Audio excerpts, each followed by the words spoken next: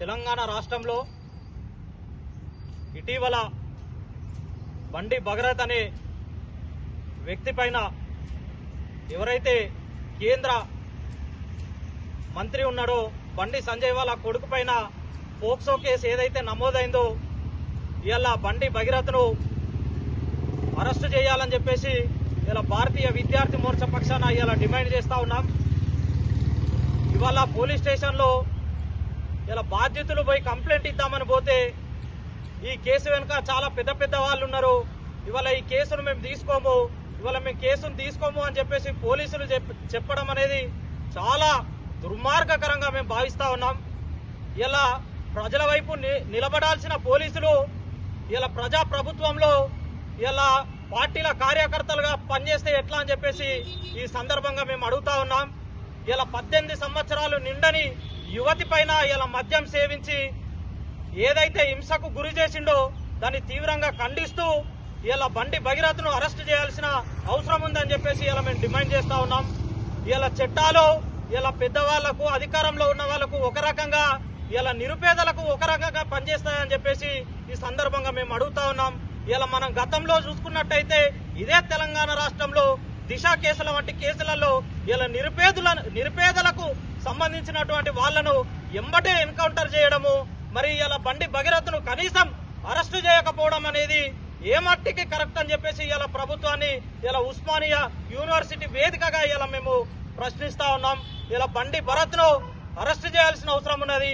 ఇలా బీజేపీ ప్రభుత్వం ఏదైతే ఇలా మొత్తం దేశవ్యాప్తంగా ఇలా ఏదైతే బేటీ బచావ్ బేటీ పడావ్ అని చెప్పేసి నినాదాలు చెప్పుకుంటూ ఇలా అధికారంలోకి వస్తున్నారో ఇలా మరి సామాన్య మధ్యప్రదేశ ప్రజల అమ్మాయిలు ఇలా బేటీ బచావ్ బేటీ పడావ్ బేటీ బచావ్ అనే నినాదాలకు అర్హులు కాదా అని చెప్పేసి ఈ సందర్భంగా మేము ప్రశ్నిస్తా ఉన్నాం. ఇలా మనం చూసుకున్నట్టయితే సెక్షన్ 26 ప్రకారం ఇలా పోక్సో కేసుకు సంబంధించి ఏదైతే 26 సెక్షన్ ఉన్నదో ఇలా దానికి సంబంధించి ఆ అమ్మాయి యొక్క ఆచీకులు ఐడెంటిటీ గాని ఇవాళ బయట పెట్టద్దు సెక్షన్ ప్రకారం చూసుకున్నట్టయితే. కానీ కొన్ని దొంగ మీడియాలు ఇవాళ వాళ్ళ ప్రచారం కోసం ఇలా వాళ్ళ యూట్యూబ్ ల వీడియోల కోసం ఇలా అమ్మాయి డీటెయిల్స్ కూడా బయట పెట్టినటువంటి సందర్భాన్ని మనం చూస్తా ఉన్నాం.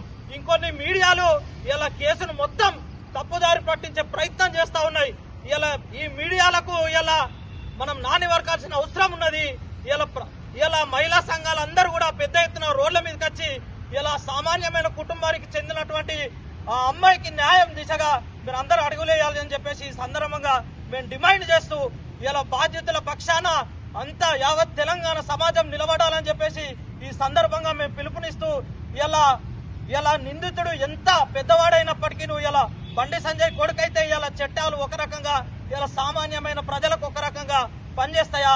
ఇలా నిందితుడిని తక్షణమే అరెస్ట్ చేసి పోక్సో కేసు కింద కేసు ఫైల్ అనేటువంటి దాఖలు మనం చూసినాం. కాబట్టి ఇలా బండి భగీరథ్ గతంలో అయిన చరిత్ర చూసుకున్నట్టయితే మహేంద్ర యూనివర్సిటీలో మద్యం సేవించి ఇలా విద్యార్థుల మీద విచ్చలవిడిగా దాడి చేసినటువంటి చరిత్ర ఇలా బండి భగీరథ్ది.